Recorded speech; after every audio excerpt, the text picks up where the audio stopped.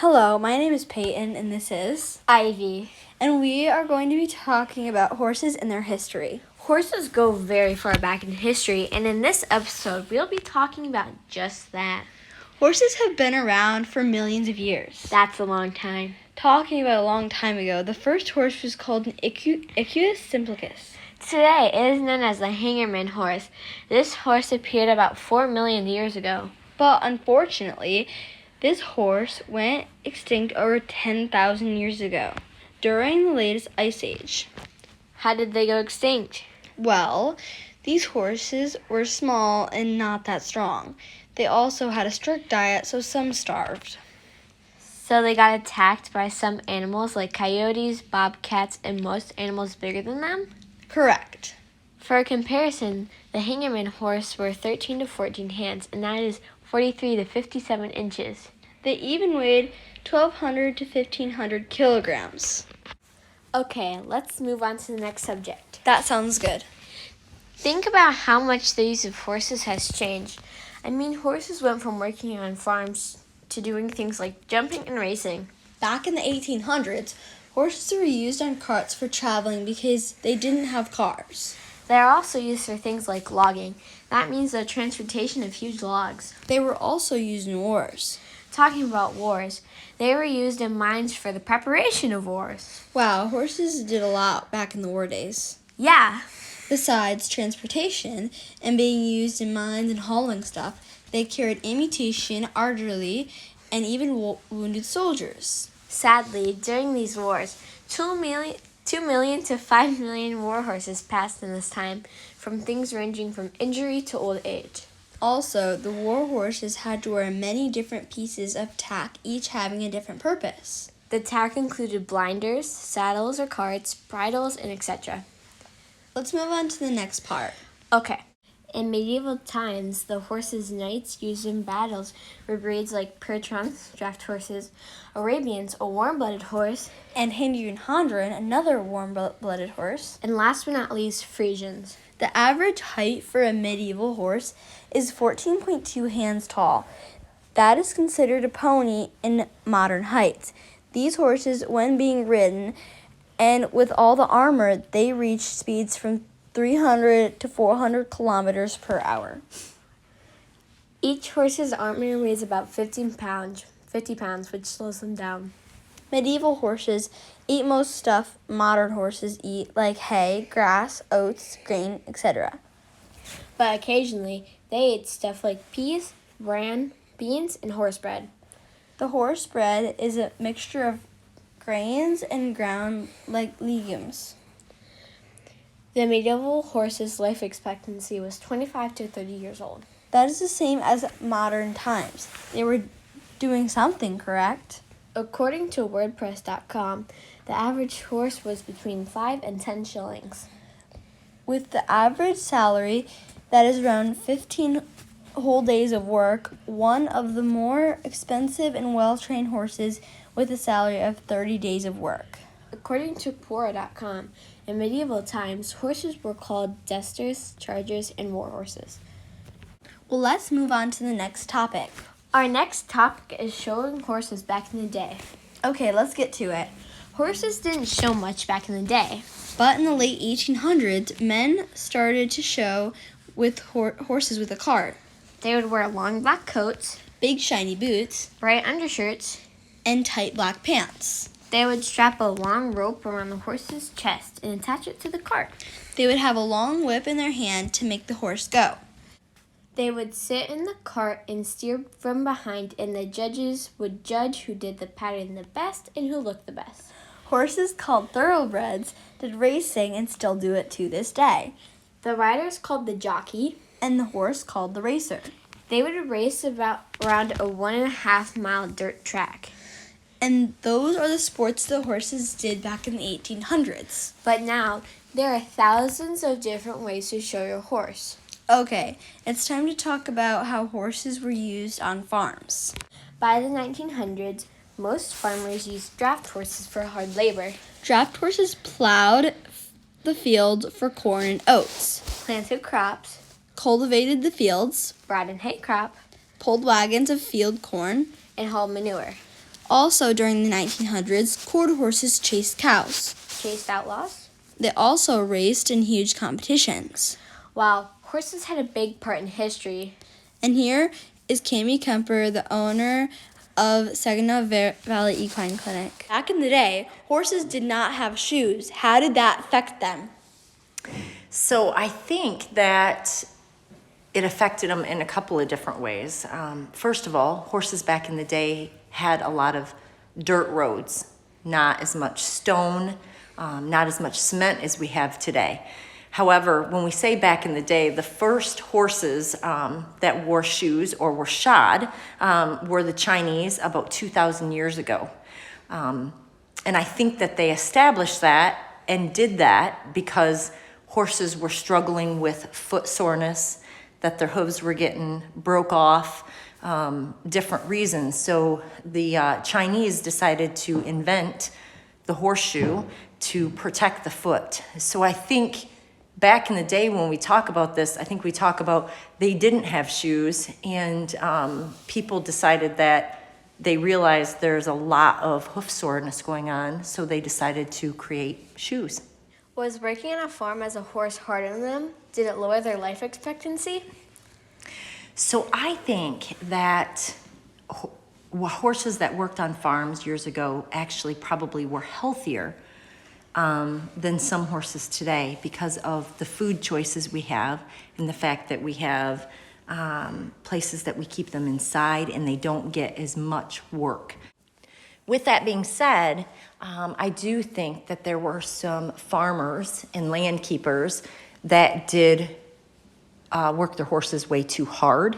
And I do think that it physically wore those horses down and they weren't able to live as long because they had maybe joint problems and health issues. But just like in humans today, there are people that have diabetes, insulin resistance, and we see that way more in today, or way more today than we used to see it years ago. I think it's because we have tried to increase feed, making them have or allowing them to have options they wouldn't before. So I think that it probably didn't lower their life expectancy. I think actually working actually increases a horse's life expectancy. A normal horse's life expectancy should be between 25 and 30 years, and I think it's about the same now as it was then if we talked about the same workload. How has the veterinarian care changed over the years? The veterinary care has changed tremendously. It's amazing. Your dad started the veterinary clinic here in Saginaw 20 years ago, and I can remember back then we were actually still using the old style radiograph machines where we actually had to go back and dip the x-rays in chemicals to read them, and it was unbelievable how much it has changed. Today's world, we have CT scanners and MRIs. The technology has just jumped. Every 5 years, we see a huge change in it. But years and years ago, there was no x-ray, there was no blood machines, no diagnostics, where today it's almost like a human hospital that we can provide for these animals. And it's amazing how it has evolved over the years. What was the life expectancy for horses in the 1800s? I believe that the life expectancy of horses in the 1800s was between 25 and 30 years. Horses did really, really well back then. They had lots of exercise, and they had, usually they had a lot of land to graze on. I think we find that those horses also were used on the roads. So I think their life expectancy was great, which is similar to today. I think it's probably about the same. How did anesthesia change over the years? Did they have it back in the 1800s? That is an amazing question. That's actually very interesting. No, There was no anesthesia back in the 1800s. It was the late 1800s when ether, they had starting to use that on a cloth, and they would breathe it in, and it did not go well because there wasn't even they didn't even have anesthesia for humans back then. They were just experimenting with horses and humans, so it wasn't there absolutely was no anesthesia back then. In the 1800s, when horses broke a leg, did they immediately put the horse down, or did they try and save it?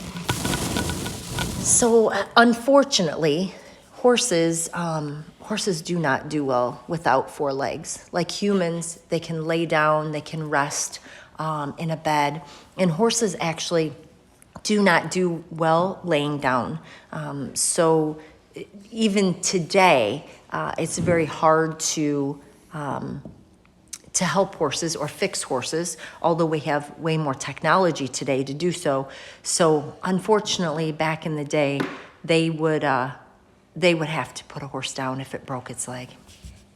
Where did horses sleep and or live in the 1800s? So back in the 1800s, there for sure were places that had stables or barns, but it was very few and far between. There were some old barns that were built, but most of the time the horses stayed on the land. They had pastures to roam in, and that's where they would sleep and live. So they did encounter a lot of things back then that they don't now, which is a lot of wild animals.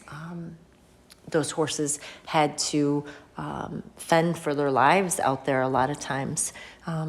So today we have stalls and sawdust.